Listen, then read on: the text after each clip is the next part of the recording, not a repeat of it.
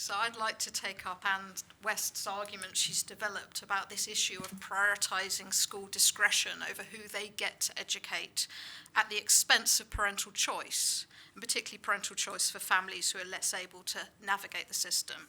But I want to talk about a place where these inequalities are particularly visible, and I'd argue that is in the non-standard admissions that take place.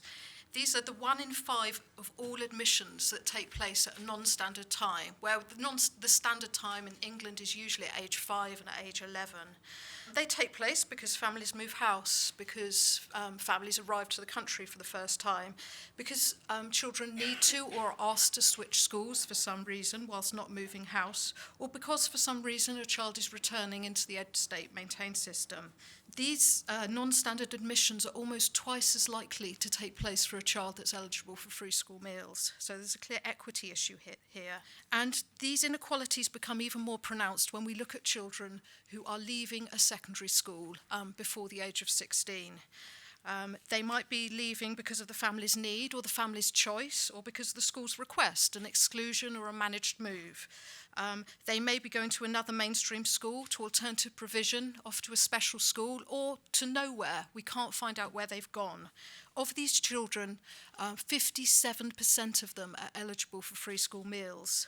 Why do I think we've got a particular issue of equity and with these children? Well, last year we conducted interviews with local authorities. They were all in London. And the consistent message we got from these local authorities was a concern that they could not meet their statutory duty to educate children and find a place for the child once the child had reached year 9 onwards. The issue has arisen through a little kind of notice, in a sense, part of the 2012 admissions code that gave schools the right to manage their own in-year admissions where they wanted to. And for many areas, this is functioning fine, that the schools, even where their academies, have devolved that management back to the local authority, and there are no problems at all. But there are a minority of local authorities now, many in London, where this is breaking down. Why on earth are schools refusing to take on children who need a new place from year 9 onwards, given what we know about these children, that they're highly likely to have come from disadvantaged backgrounds? Well, the schools quite sensibly are trying to defend their proportion getting 5 A-star to C at GCSE. And one way to defend it, other than decent teaching, is to not accept any late arrivals to the school and to manage out difficult-to-teach pupils.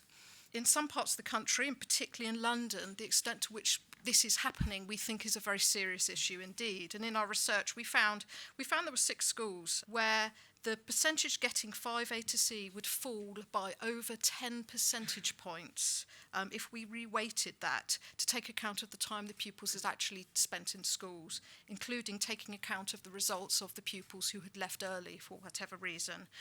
And this manipulation, as we asserted his manipulation of intakes, is overwhelmingly taking place in academies. So I'd urge that when we think about admissions, we also think about those who need to move at times other than the standard times. Terrific. Thank you very much.